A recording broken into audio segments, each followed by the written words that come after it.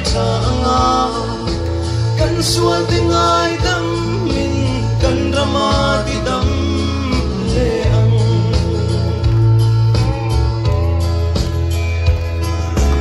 hil chalo ti tu te amarin in tilungai du sula fello ta ka ti chiu te chu lo bet angin an la vuai don sia Krista min putu te chua in ngai dom kan trong trai lal pa kan zon chua va na tangin min ngai thanga kan sual ti ngai dam min kan rama ti dam le am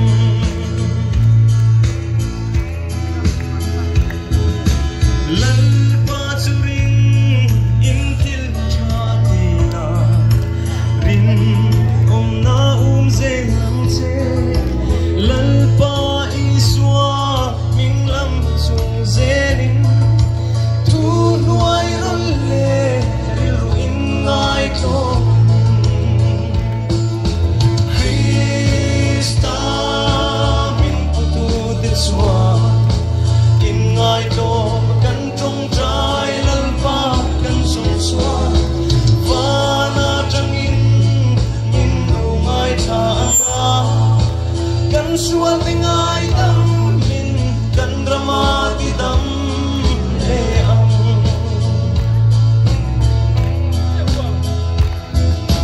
ro re la chua nung lam min hoi san di na te an tro zo ta tu tak chu ko khera atua eng tin nge mo o gati ta kam the Krista min putu te chua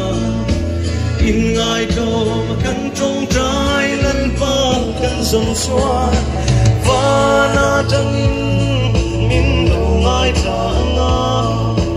kan sual te ngai dam min kan rama ti dam le ang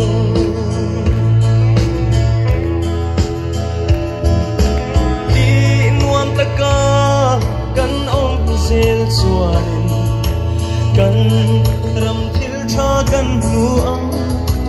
ma se lal pa la ka kan hel chuan kan dei ria min la e zo nge Krista min putu te chua in ngai to kan trong trai lal pa kan zon chua va na tangin min lu ngai thanga kan sual te ngai dam min kan rama ti dam le ang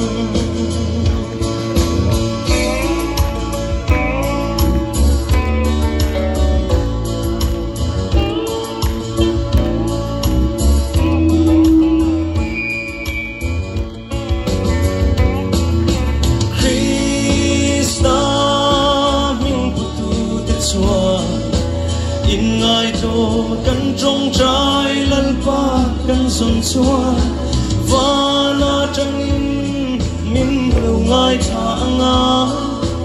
kan sual te ngai dam min kan rama ti dam le ang kan sual te ngai dam min kan rama ti dam le ang Del Padre Piro se, no me